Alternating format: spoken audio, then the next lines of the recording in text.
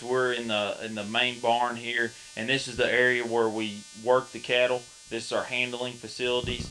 As far as the renewal of the farm, we did a lot of research when we built this facility, and we tried to use the natural movement of the cattle so we can keep them calm and in a low stress environment as we bring them through twice a year to give them their vaccinations, to give them their ear tags, and to work the calves. What we have here is called a squeeze chute. The squeeze chute is where we actually catch the cows and the calves.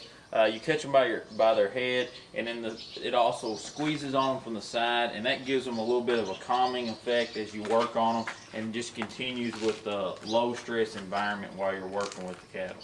If you've ever seen the documentary about Temple Grandin, it talks a lot about how to use the natural movement of cattle and how the squeeze chute helps keep the cattle at a low stress as you're working with them. We did small things like we put a curve into the alleyways you come up to the squeeze chute.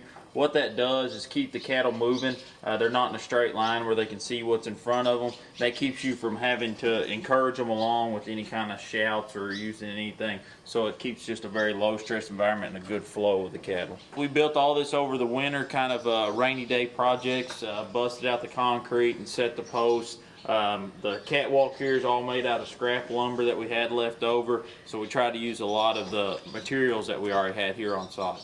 As we talk about the renewal of the farm and investments in infrastructure which the farm needs to support a cattle herd, this is one of them. All cattle need fresh water, and not along with just fresh water, it's where they're getting that fresh water. This fountain system here is supplied by city water. By them drinking out of this fountain, that keeps them out of the stream, keeps the cattle out of the streams and out of the ponds, and from contaminating that water, and from also consuming the water they've contaminated. This is it's a frost-proof system. It's also a system that's sealed off so the cattle aren't getting contaminants into the water.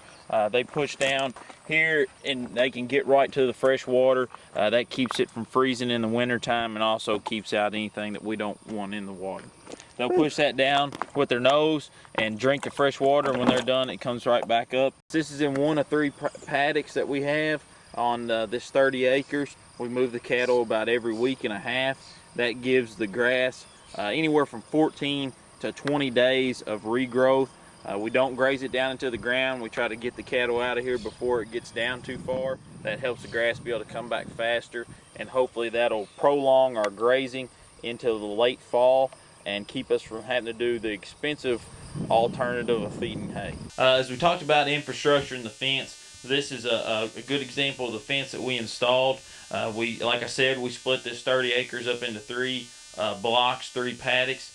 This fence we did through a program with the NRCS office and FSA office. As far as the water tanks we just saw in this fence, we were reimbursed for 50% of this infrastructure. The reason for doing that is we had the cattle, and the way the old fence was, the cattle could get into the stream. We brought the fence 30 feet back from that stream to keep the cattle out, and also any type of fertilizer or anything we put on this field, or any type of manure runoff from the cattle, that gives a 30-foot buffer between the stream for that to all have to run through and to settle in. We also have killed that off so that we can plant that back into a mixture of native grasses and wildflowers. That's been planted and is coming up for us. So by doing that, they will give us monies to give us fresh water and to give us fence by us being environmentally stewards to the land. The field over here to my right is 49, and directly behind me is Manton Curve and the road going down to Manton. So we're in this 27-acre field here, which we now have soybeans planted into. The reason we're showing you all this field is because this was one of our fields that we tried some new cover crops on last fall. We were really pleased with how they did. We had 3 different things in this cover crop. We had wheat, winter wheat, we had crimson clover, and we had tillage radishes. Tillage radishes, you would think of a turnip, and that's what it is. But these have been selected because of how deep their roots go. So the reason for putting the tillage radishes in here is we knew we had some compaction problems in this field.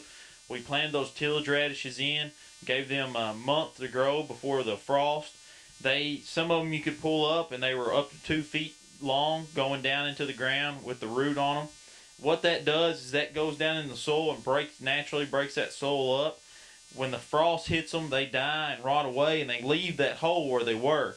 So all winter long, the water goes down into those holes and busts up the ground even more for us. The wheat and the clover, it'll grow throughout the winter and comes back in the spring. The clover provides us naturally with nitrogen, and the wheat provides us with a good cover. One of the reasons we were so tickled with this cover crop is just because how cleaner the field was than other fields that didn't have a cover crop. And what I mean by that is weeds. It gives us a good cover over the ground and shades out those weeds that come on early in the spring that you have such a problem with. So we're hoping cover crops like this can do us things like naturally provide nitrogen for the soybeans and for the corn, and also lessen our chemical uses as far as weed control. What we're looking at right now is one of our CRP fields, and not only is this CRP field, this is also a good example of a buffer between a body of water and the crop field. Behind us is Joseph's Lake. On the other side is the soybean field we were just in. And this is also a really good example of improvements that we try to do to these CRP fields. Last year we had a lot of weed problems in this field. Hardly any of these flyers here. And we came in here and did some controlled mowing. And it looks like a totally different field. Very pretty, and is going in the direction that we want it to go in. This area is one of our areas where we're putting in some waterways. To put these in, we are collaborating with the NRCS office and the FSA office, and we're also in very close contact with our local NRCS office agent, Herb. And me and Herb were out here yesterday looking at a lot of these areas where that are prone to erosion, and we do have a lot of erosion. We're getting these enrolled in a program where we'll have monies to come in and do any type of dirt work that we need to try to limit the erosion, and also we'll have monies available to come in and get these planted in grass and take them out of crop production to help lessen our erosion in these very, very susceptible places. The field you're looking at now is a field that we have enrolled in CRP. This is on a 10-year contract. And this field has been here and been in these wildflowers and native grasses for 3 years now. It's probably a good example of what a prairie would have looked like in Kentucky. By having the wildflowers and those type of things, you draw in insects and bees that can help you with things as far as pollinating your soybeans. Okay, Philip, thank you so much for your time. I know you want to get back to those cows.